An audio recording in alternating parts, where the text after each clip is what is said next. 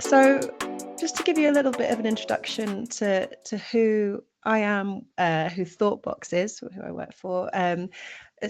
Thoughtbox is an organisation run by myself and my co-director Rachel Musson. We're both former teachers who both actually taught English at secondary school, and now we work to support educators around the practices and the ideas behind people care, earth care, and self-care. And I'll go into more detail with that as we go on. But there are just that we tend to focus on 3 different areas of resourcing, supporting, and enabling. And that's looking at how we can support with personal practice and really thinking about habit building and self-sustaining practice. We know from that first-hand experience what it's like to be a teacher and how much overwhelm and how much work that can be. We also look at supporting with professional practice, so what it looks like in the classroom to really be talking about these topical issues around and the crises that we're facing in our world. And we also look at connecting and empowering leaders to really start thinking about how we can change and shape organizational and systemic practices too. But for today, I'm just going to be really starting to focus a little bit on those first 2 and thinking about our personal practice and professional practice in schools. Just to give us a little bit of scene setting, and apologies in advance for this, but it's important for us to realize that at the moment, and I think most of us do, at least on some level, that our world is not very well right now. And these are just some of the headlines from BBC News over the last couple of days and weeks that we are facing. And if you are like me and like many people, you might even find yourself reading this on a daily basis. Maybe even the first thing you read when you wake up is switching on the news and exposing ourselves to this level of ill health that is dominant across all sorts of parts, all across the world and in lots of different contexts. If we're to kind of map these symptoms and group them, we can start to see patterns emerging. We can see that there are rising levels of personal ill health happening all across the world, with growing levels of physical, mental, spiritual, and emotional illness. We're also seeing rising levels of social ill health too, with inequality and fragmentation across multiple communities, both on a small and a large scale. And as all of you are aware, we're also seeing rising levels of environmental ill health too, and an increasing climate and biodiversity crisis. Now, our response to that can be to feel a greater sense of overwhelm, and particularly when we start to see these as what is known as the polycrisis, this idea that there are multiple overwhelming crises continually happening that we are being bombarded with and that we are having to face, and thus students and young people that we're working with are facing too. Now, that can be quite difficult and unwieldy to hold. And it's important that we recognize the emotional struggles of that, and we'll come back to that in a bit. But one thing that Rachel and myself find reassuring in an odd way is, rather than considering these symptoms as symptoms of a polycrisis, really digging back down even further into these patterns and seeing what is happening is actually not necessarily just a polycrisis, but actually a metacrisis. That when we really start to look at what's happening, we can see that all of it is connected to one underpinning crisis behind it all. And when we start to think in those terms, then we start to be able to empower ourselves to actually do something about it. So when I'm talking about the metacrisis here, this one underpinning crisis, what we talk about at Thoughtbox is actually this crisis of connection. And at the root of all of our collective ill health is increasing disconnection from each other, increased disconnection from nature, and increased disconnection from ourselves. And these perpetuate each other. So none of this can happen in isolation. We find that actually what affects one part affects the whole. So the more unwell we become in ourselves, the more unwell we become in society, and the less able we are to support each other. And the less well our societies are, the less capacity we have to look after the environment around us. And the less we care for the environment around us, the more ill we become. And we can see this cycle perpetuating and going forward. The good news about this is that the opposite is true too. That actually what affects one part affects the whole. So particularly when we're coming at this from a sustainability angle and we're thinking about what we can do as sustainability leads in schools, or really starting to bring sustainability into schools, is acknowledging the fact that sustainability doesn't exist in isolation either. That actually our own well-being is connected to the well-being of others, and the well-being of others is connected to the well-being of the earth. And that the more that we can do in any of these sectors to really start to care for ourselves, care for each other, care for the world around us, we start to create this really positive feedback loop, which helps all of us to thrive. So not just our natural spaces in our school and the natural spaces beyond our schools, but also the school community can begin to thrive, and we ourselves can begin to thrive, which is something that is so crucial in our school system at the moment, where we're seeing huge levels of burnout and dropout from teachers and educators. So bearing this in mind and really thinking about the topic around how we can start to look after ourselves in the face of the climate crisis, is really understanding the fact that this climate crisis that we are in is also a well-being crisis. That we can't just teach about climate change, but it needs to be something that we process together. And that is both as the educators and our young people and our staff as well. And it was really interesting, Deborah mentioning the kind of the support staff that are behind the scenes too, also often feeling disconnected from these kind of conversations. But actually, when we can start to think about processing together, that's where we really start to make a difference. We're not immune from the emotional distress either. So when we are talking to our students and our young people about what is happening in the world, we have to acknowledge the fact that this is affecting us. And it's important to admit that as well, and not to sort of bring them down with the weight of our own woes, but just to meet everyone in these conversations as human beings and acknowledge that actually this is a complicated thing and we don't all know the answers to it, but we can do what we can, and we can feel the feelings that we're feeling without trying to sort of repress them. One thing that I think is important to acknowledge in this space, and Thoughtbox are not the only people that talk about this, that actually we're so often used to framing this concern about the planet as eco-anxiety, and we see it a lot in our young people. They're experiencing eco-anxiety. Actually, when you start to think about this idea of connection and disconnection, that what we're experiencing is less about anxiety in ourselves, but it's about empathy for the natural world and a deep understanding and compassion for what is happening to the planet that we are a part of. It starts to shift that rather than thinking of it as something that we need to be stopping or something that we need to be in some way curing or preventing. When we look at that reaction as eco-empathy, it's actually something to be encouraging and really thinking about, okay, well, how can we take that concern and turn it into action? So rather than trying to shut down any concerns, it's thinking, okay, acknowledging that concern is valid and understandable, and that there's something that we can and should be doing with that instead. It's just a shift in the way that we start to frame it that can make a really big difference. And what we found is that, and not just us, but what the research shows is that talking together is one of the most powerful ways to shift from that anxiety to empowerment. So again, rather than squashing down any conversations, and there are studies out there that show that almost half of young people feel that when they've wanted to talk about the climate and nature crisis, they've been shut off or ignored by people in their school. Instead of shutting them off, actually allowing them space to talk gives a really strong ability and empowerment to actually make a difference.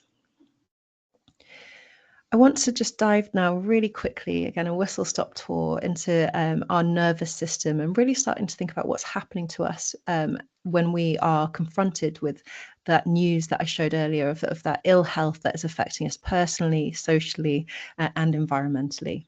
And it's having a big impact on our nervous system. Many of you will have heard of the fight or flight response, but for me anyway, I'm relatively new to the vagus nerve, which is now my favorite nerve in the body. That's a ridiculous thing to say, but it really is. The vagus nerve is called the vagus nerve, which comes from the Latin for wanderer, and it's called the wanderer because it actually travels all around our body, starting at the base of our brainstem and impacting all sorts of different functions that we have in our body, from our sort of our mood into our speech, our heart rate, our breathing, our digestion. And its role is to really help us to meet stress and meet kind of things that might cause us harm, and also to help us to regulate once we have kind of got past stresses. Now, bearing that in mind, that our vagus nerve regulates those threat responses, and it also helps us to calm us down. One way in which some neuroscientists kind of illustrate that functionality and that way of engaging with the world is through this idea of an autonomic ladder. So when we look at the autonomic ladder, it's got 3 phases that we find ourselves going into when we are around sort of threat. When we're perceiving threat. So the first stage, the ventral vagal stage, is a sense of feeling safe, of being able to connect and engage. And when we find our autonomic system in that state of safety and engagement, of the ventral vagal state, we can feel grounded, we feel social, we feel at ease. When we start to sense more threat levels, and this can often happen even just from reading the news, but also from all sorts of different input, we find ourselves sliding into the sympathetic state. So that's when we start to feel a sense of being in danger, that need to fight or to flee or somehow remove ourselves from the threat. And that can be when we start to feel anxious, we start to feel agitated. And if we find ourselves in that state for too long, we can start to get frantic, this real sense of, I need to get away from what is happening here. The third level down of the autonomic ladder is the dorsal vagal state. And this is one that we sometimes do come across in students who are dealing with the climate crisis. And we often, most of us have found ourselves in each of these 3 states at different points in our lives. But this dorsal vagal state is a real sense of, actually, I cannot cope anymore. I cannot flee or fight this threat. It is happening in a place that I cannot get away from. And so I need to shut down. And when we're in that dorsal vagal state, then we can feel numb, we can feel overwhelmed, and we can feel alone. So that understanding that actually when we sense that danger, our body is working hard to keep us safe. All of this is to keep us safe. Unfortunately, the wiring is a little out of date, and the threats that we perceive in the world right now are not necessarily helped by going into these sympathetic and dorsal vagal states. The reason that the vagus nerve is my favorite nerve in the system, in the body, however, is that actually there's a lot that we can do to really work with our vagus nerve and help us to regulate ourselves, moving up from that dorsal vagal through into sympathetic and back right up into that ventral vagal state. And this is really important to think about when we're thinking about the climate crisis, because as I was saying, actually, ill health is in a cycle. Actually, we need to look at how we can look after ourselves and really regulate and help our students and young people to regulate in the face of global crises. And when we do that, we're actually more equipped to be able to make more choices that help to empower the world.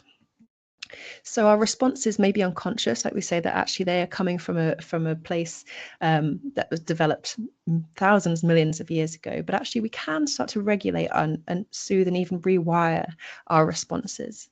And there are several ways that we can do that. And there are just a couple here that I'll run through. Things like mindful breathing, singing and humming, stretching our bodies, talking and connecting with others, hugging, laughing, spending time in natural spaces, cold water exposure for people that can face it, and being around other animals and plants. And this is really important, again, when we're thinking about how we can look after ourselves, look after our colleagues, look after our students, when we're talking about sustainability. All of these things can be integrated into our classrooms in different ways, in smaller or larger amounts, maybe not the cold water exposure, but most other things at some point can be integrated into the school day, and they really do make a difference to what is actually going on with our own biology and our own responses in our bodies.